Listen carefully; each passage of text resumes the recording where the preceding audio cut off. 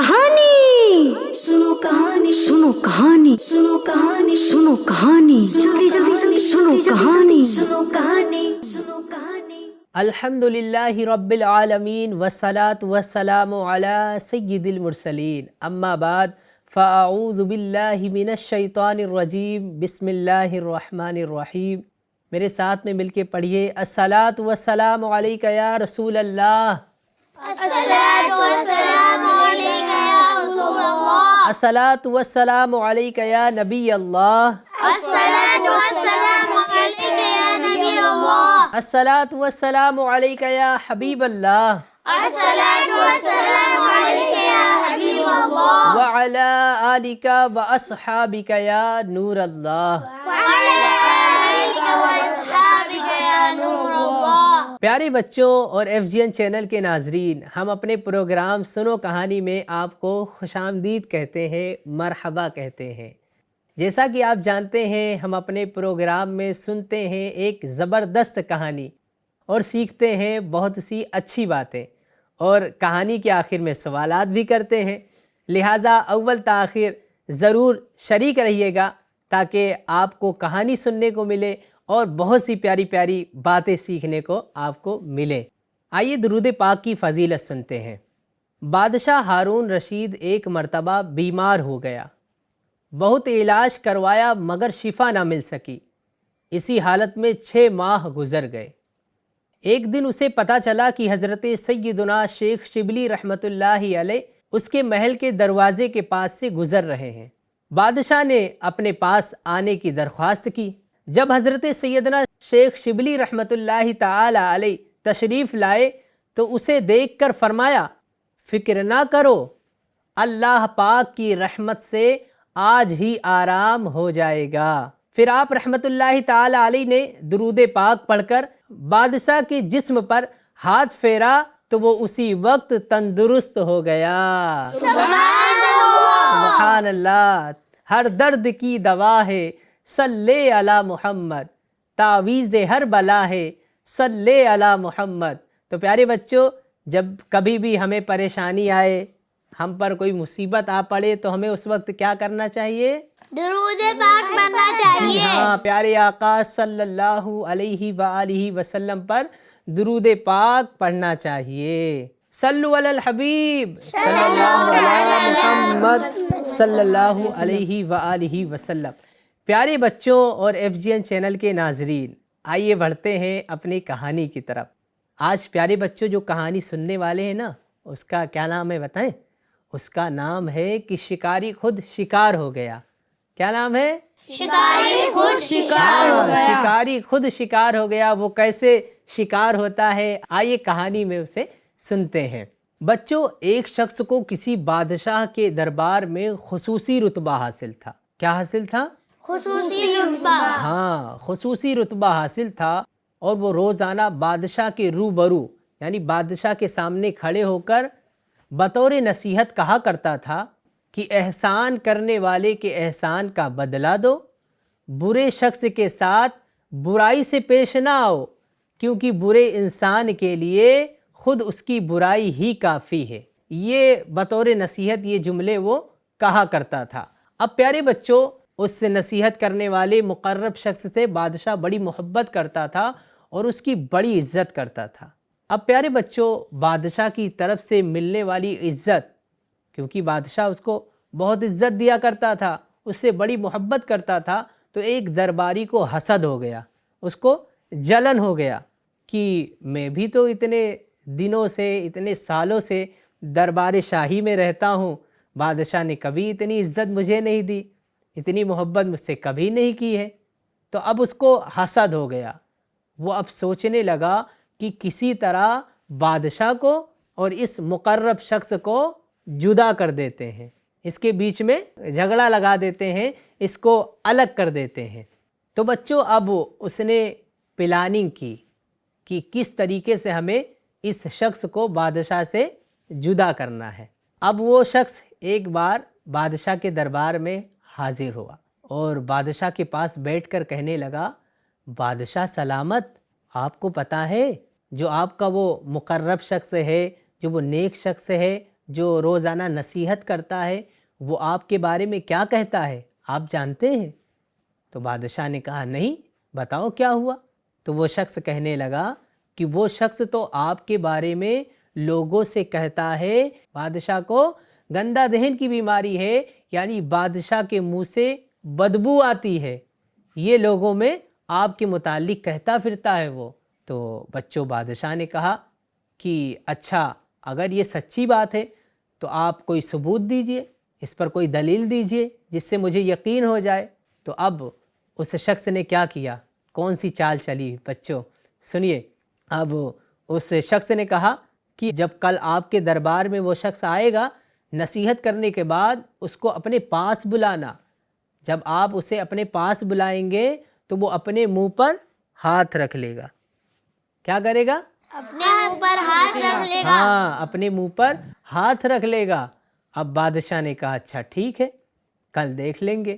تو پیارے بچوں، وہ جو حسد کرنے والا شخص تھا جسے جلن ہوتی تھی، تو وہ اب محل سے نکل کر اس نیک شخص کے پاس گیا۔ کہاں گیا؟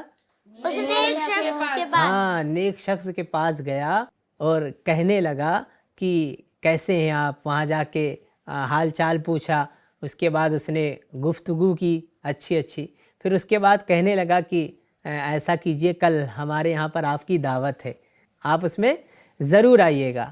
تو اس نے کہہ دیا ٹھیک ہے، دعوت کا انکار کرتے نہیں ہے نا، تو پھر انہوں نے کہا ٹھیک ہے، کل میں آ جاؤں گا۔ اب کل دربار میں جانے سے پہلے وہ مقرب شخص اس درباری کے گھر پر کھانا کھانے کے لیے گیا، دعوت پہ گیا۔ بچوں، جب کھانا کھانے کے لیے بیٹھا تو وہ جو حسد کرنے والا شخص تھا، اس نے اس کھانے کے اندر، اس شوربے کے اندر کچا لہسن ڈال دیا تھا۔ اس نے کھانا کھا لیا۔ اب کھانا کھانے کے بعد وہ دربار میں آیا بادشاہ کے، کھڑے ہو کر اس نے پھر وہی نصیحت بھرے الفاظ دہرائے کہ احسان کرنے والوں کے احسان کا بدلہ دو، برے شخص کے ساتھ برائی سے پیش نہ آؤ، کیونکہ برے انسان کو خود اس کی برائی ہی کافی ہے۔ اب یہ جملے اس نے دہرائے۔ نصیحت کرنے کے بعد بادشاہ نے اس کو اپنے قریب بلایا۔ کہاں بلایا؟ اپنے قریب بلایا۔ ہاں، بادشاہ نے اس کو اپنے قریب بلایا تو دیکھا کہ اس نے اپنے منہ پر ہاتھ رکھ لیا۔ کہاں پر ہاتھ رکھ لیا؟ اپنے منہ پر ہاں، اپنے منہ پر اس نے ہاتھ رکھ لیا۔ اب جب منہ پہ ہاتھ رکھا تو پیارے بچوں، بادشاہ کو پتہ لگ گیا، بادشاہ کو یقین ہو گیا۔ کل درباری شخص نے کیا بتایا تھا کہ وہ لوگوں سے کہتا ہے کہ بادشاہ کے منہ سے بدبو آتی ہے، اور اس کی علامت یہ ہے، اس کی نشانی یہ ہے کہ کل جب آپ کے پاس آئے گا تو اپنے منہ پر ہاتھ رکھ لے گا۔ اب جب اس نے بادشاہ کے سامنے اپنے منہ پر ہاتھ رکھا تو بادشاہ کو یقین ہو گیا کہ صحیح بات ہے، یہ مجھ کو ایسی باتیں کہتا ہے۔ اب بادشاہ نے فوراً کاغذ منگوایا اور قلم دوات منگوایا۔ کیا منگوایا؟ کاغذ منگوایا اور قلم دوات۔ ہاں، کاغذ اور قلم دوات منگوایا۔ اس نے اپنے ہاتھوں سے خط لکھا۔ کیا لکھا؟ اپنے ہاتھوں سے خط لکھا۔ اس نے اپنے ہاتھوں سے خط لکھا، اور خط لکھنے کے بعد اس نیک شخص کو، اس مقرب شخص کو وہ خط دے دیا۔ وہ خط لے کر بادشاہ کے محل سے نکلا تو اب وہ جو درباری شخص تھا نا، حسد کرنے والا شخص، وہ راستے میں ملا اور کہہ رہا ہے کیا بھائی، بادشاہ نے تمہیں کیا دیا ہے اور یہ کہاں لے کر جا رہے ہو؟ تو اس نے بتایا کہ بادشاہ نے اپنے ہاتھوں سے خط لکھا ہے اور یہ مجھے دیا ہے کہ فلاں عامل کے پاس اس کو پہنچا دو۔ تو اب پیارے بچوں، وہ جو حسد کرنے والا تھا اس نے وہ خط لے لیا کہ ایسا کیجئے، آپ یہ خط مجھے دے دیجئے، میں پہنچا دیتا ہوں، آپ پریشان ہوں گے، آپ یہیں پر رہیں آرام سے، میں پہنچا دیتا ہوں۔ تو اس نے کہا ٹھیک ہے۔ وہ بھی اچھے اخلاق والا تھا، بہت اچھا شخص تھا، اس نے لڑے جھگڑے بغیر اس نے وہ خط اس کو دے دیا۔ اب پیارے بچوں، یہاں ایک بات سمجھنے والی ہے کہ آخر وہ خط اس نے کیوں مانگا، اس خط میں کیا تھا، ہے نا؟ یہ تو سوچنے والی بات ہے نا؟ جی ہاں، تو اب پیارے بچوں میں بتاتا ہوں وہ خط کیوں اس نے لیا۔ کیونکہ بادشاہ کا یہ دستور تھا کہ جب کبھی بھی کسی کو انعام و اکرام دینا ہوتا، ان کو تحفے تحائف دینے ہوتے تو وہ اپنے ہاتھوں سے خط لکھتا تھا۔ جب کسی کو تحفہ دینا ہوتا تو اپنے ہاتھوں سے، اپنے ہاتھوں سے خط لکھتا تھا، اور پھر وہ اس شخص کو دے دیتا تھا، وہ وہاں جا کر اسے دیتا تھا تو اسے انعام و اکرام ملتا تھا۔ اسی وجہ سے جو ہے اس نے وہ خط لے لیا، کیونکہ بادشاہ کبھی کسی کو سزا دینا چاہتا تھا تو وہ اپنے ہاتھ سے نہیں لکھتا تھا بلکہ دوسروں کے ہاتھوں سے لکھوایا کرتا تھا۔ کیا کرتا تھا؟ دوسروں کے ہاتھوں سے لکھوایا کرتا ہے۔ دوسروں کے ہاتھوں سے لکھوایا کرتا تھا۔ تو اب اس لالچ میں اس نے وہ خط لے لیا۔ اب خوشی خوشی وہ خط لے کر عامل کے پاس پہنچا اور عامل کو دیا، کہنے لگا کہ اس خط میں جو انعام و اکرام ہے وہ مجھے جلدی سے دے دو۔ تو جب عامل نے خط پڑھا تو اس نے کہا کہ اس میں انعام و اکرام نہیں لکھا ہے، بلکہ اس خط میں لکھا ہوا ہے کہ جو یہ خط لے کر آئے اس کو فوراً جان سے مار دو۔ اب حاسد شخص کے تو اوسان خطا ہو گئے، وہ رونے لگا اور منت سماجت کرنے لگا کہ میرا خط نہیں ہے، یہ بادشاہ نے تو کسی اور کے لیے خط لکھا تھا، آپ چاہو تو بادشاہ سے معلوم کر لو۔ لیکن اس عامل نے کہا کہ بادشاہ کے حکم میں کوئی اگر مگر کی گنجائش نہیں ہے، اب بادشاہ نے جو حکم دیا ہے وہ ہو کے رہے گا۔ اب اس نے فوراً اس کو جان سے مار دیا۔ اب پیارے بچوں، ادھر کیا ہوا؟ درباری میں جب دوسرا دن ہوا تو وہ شخص دربار میں آیا اور کھڑے ہو کر اس نے نصیحت کی۔ کیا نصیحت کی؟ کہ احسان کرنے والوں کے احسان کا بدلہ دو، برے شخص کے ساتھ برائی سے پیش نہ آؤ، کیونکہ برے انسان کے لیے تو خود اس کی برائی ہی کافی ہے۔ یہ نصیحت کی۔ اب بادشاہ اس کو دیکھ کر حیران رہ گیا کہ اس کے تو ہم نے موت کا خط لکھ کے دیا تھا، یہ یہاں پر زندہ ہے اور نصیحت کر رہا ہے۔ تو پیارے بچوں، بادشاہ نے اس سے پوچھا کہ جو کل ہم نے آپ کو خط دیا تھا اس کا کیا ہوا؟ جو خط دیا تھا اس کا کیا ہوا؟ تو وہ شخص کہنے لگا کہ میں جیسے محل سے باہر نکلا تو ایک درباری شخص آیا، اس نے وہ خط مجھ سے لے لیا تو میں نے اس کو دے دیا۔ بادشاہ نے کہا اچھا، اس شخص نے خط لے لیا؟ بولے ہاں۔ بادشاہ نے کہا کہ وہ شخص تو یہ کہتا ہے کہ تم مجھے کہتے ہو کہ گندہ دہن کی بیماری ہے، لوگوں میں جا کے کہتے ہو کہ بادشاہ کے منہ سے بدبو آتی ہے، کیا یہ سچ ہے، یہ حقیقت ہے؟